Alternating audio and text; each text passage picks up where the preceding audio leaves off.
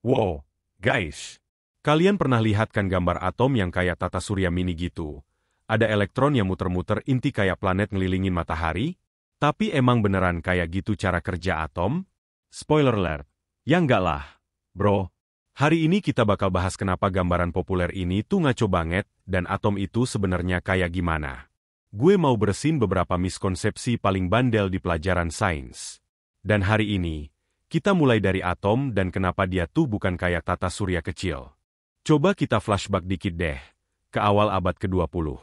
Ilmuwan kayak Ernest Rutherford sama Niels Bohr tuh lagi mikir keras gimana sih bentuk asli nih partikel kecil penyusun segalanya ini. Rutherford ngelakuin eksperimen lempeng emas yang terkenal itu dan nemuin kalau atom tuh punya inti kecil yang padat banget, si nukleus. Terus ada elektron yang gerumbulan di sekitarnya. Agak mirip planet ngelilingin matahari gitu deh. Nah, terus Bohr nyambungin ide itu dan bilang kalau elektron tuh cuma bisa ada di orbit tertentu. Masing-masing punya jumlah energi yang udah ditentuin. Ini tuh penemuan gede banget. Soalnya ngejelasin kenapa atom bisa ngeluarin cahaya dengan warna tertentu. Kalau elektron loncat dari orbit energi tinggi ke yang lebih rendah, dia bakal ngeluarin cahaya. Dan warna cahaya itu tergantung sama beda energinya. Keren kan? Tapi model Bohr ini ada batasnya. Buat atom hidrogen yang simpel sih oke.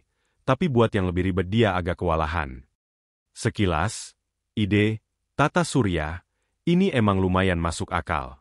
Lo punya benda berat di tengah, matahari atau inti, terus benda-benda kecil, planet atau elektron yang muterin dia. Misalnya, oksigen punya 8 elektron. Sama kayak tata surya kita punya 8 planet. Perbandingan yang lumayan enak, dan mungkin itu kenapa gambaran ini tuh udah nempel banget di otak kita sama di buku-buku sekolah. Tapi nih ya, di sini nih serunya.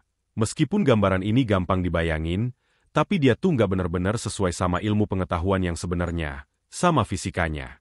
Coba kita bedah kenapa atom tuh nggak beneran kayak tata surya mini. Yang pertama, kekuatan yang bekerja di sana tuh beda banget. Di tata surya kita, yang bikin planet tetap di orbitnya ngelilingin matahari tuh gravitasi. Tapi di atom, yang kerja keras tuh gaya elektromagnetik. Inti yang bermuatan positif punya tarikan kuat ke elektron yang bermuatan negatif. Gravitasi? Ya ampun, di level atom tuh dia lemah banget. Jadi yang gak ngaruh lah. Terus, aturan mainnya juga beda. Planet tuh ngikutin apa yang kita sebut mekanika klasik.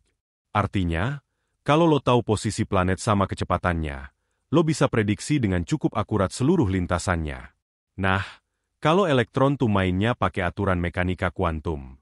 Mereka nggak punya lintasan yang jelas gitu. Malah, mereka tuh kayak ada di kondisi probabilitas yang agak kabur. Digambarin sama sesuatu yang namanya fungsi gelombang. Agak bikin pusing emang. Gue tahu. Dan dengerin nih, kalau atom tuh beneran kayak tata surya mini, mereka tuh nggak bakal bisa eksis. Menurut fisika klasik, elektron-elektron itu bakal terus-terusan kehilangan energi dan akhirnya spiral ke inti dalam sekejap mata, bikin atomnya kolaps. Tapi atom tuh stabil, yang nunjukin kalau di level kuantum tuh ada sesuatu yang fundamentalnya beda.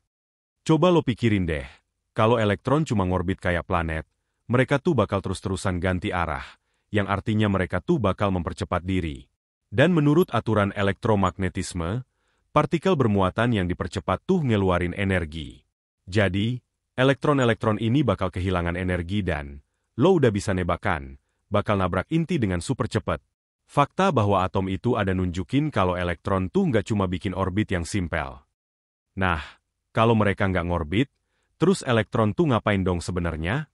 Gini, di dunia mekanika kuantum modern, elektron tuh nongkrong di area yang namanya orbital. Bayangin aja kayak ruang 3 dimensi di mana ada kemungkinan gede buat nemuin elektron di sana. Misalnya, jenis orbital yang paling sederhana, namanya orbital S, tuh kayak bola di sekitar inti. Elektron bisa ada di mana aja di dalam bola itu, tapi kita nggak bisa nentuin persis di mana dia berada pada saat tertentu. Ketidakpastian. Ini tuh gara-gara sesuatu yang namanya prinsip ketidakpastian Heisenberg, yang intinya bilang kalau kita nggak bisa tahu posisi pasti sama momentum pasti elektron secara bersamaan. Kayak nyoba nangkep laler di ruangan gelap, lo tahu dia ada di sana, tapi lo nggak bisa bilang dengan pasti dia lagi di mana dan mau kemana selanjutnya. Kadang lo denger analogi tentang kipas angin yang muter kenceng banget. Kalau baling-balingnya muter super cepat, dia tuh kelihatan kayak lingkaran kabur. Dan lo nggak bisa bener-bener bilang setiap baling-baling lagi di mana pada saat itu. Nah, itu ngasih lo gambaran kasar tentang awan elektron, di mana elektron tuh kayak agak melebar di sekitar inti. Nah, penting buat diingat kalau analogi kipas angin itu sendiri juga nggak sempurna. Baling-baling kipas angin punya posisi yang jelas setiap saat, meskipun kita nggak bisa ngelihatnya dengan jelas. Itu tuh fisika klasik. Tapi buat elektron, posisi mereka tuh secara fundamental nggak pasti gara-gara mekanika kuantum. Mereka nggak punya jalur yang rapi kayak baling-baling kipas angin. Jadi, kipas angin tuh cuma cara sederhana buat ngebayangin ide awan probabilitas, tapi dia nggak nangkep semua kegilaan mekanika kuantum. Jadi, biar gampang, elektron tuh nggak ngorbit inti kayak planet. Tapi, mereka tuh ada di awan probabilitas yang namanya orbital. Kayak mereka bisa ada di beberapa tempat sekaligus sampai kita benar-benar nyoba nyari mereka. Orbital-orbital ini tuh ada macam-macam bentuk sama ukuran, tergantung level energi elektronnya. Ada yang bentuknya bola, kayak orbital S, ada juga yang kayak dumbbell, orbital P, atau bahkan kayak daun semanggi, orbital D. Dan bedanya sama planet yang kebanyakan ngorbit di bidang datar yang sama. Orbital tuh bisa ngarah ke segala arah yang beda di ruang 3 dimensi. Perbedaan gede lainnya adalah elektron cuma bisa punya jumlah energi tertentu. Mereka cuma bisa eksis di level energi tertentu, nggak di sembarang jarak dari inti.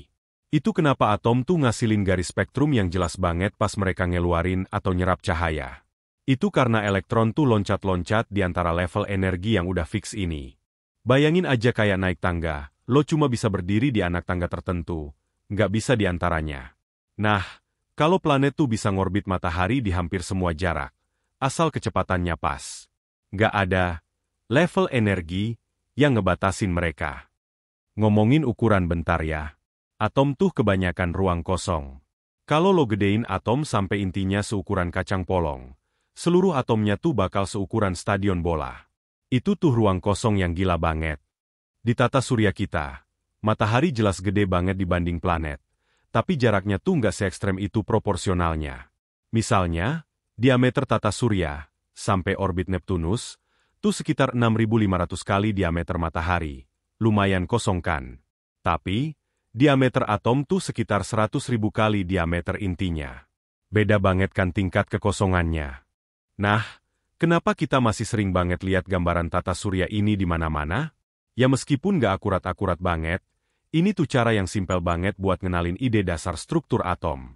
Ini ngebantu lo ngebayangin inti di tengah sama elektron di sekitarnya sebelum kita nyemplung ke dunia mekanika kuantum yang jauh lebih kompleks.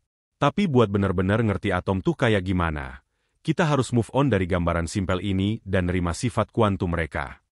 Oke deh, kita bikin kesimpulan singkat ya. Atom tuh nggak kayak tata surya mini karena mereka tuh dipegang sama gaya elektromagnetik, bukan gravitasi.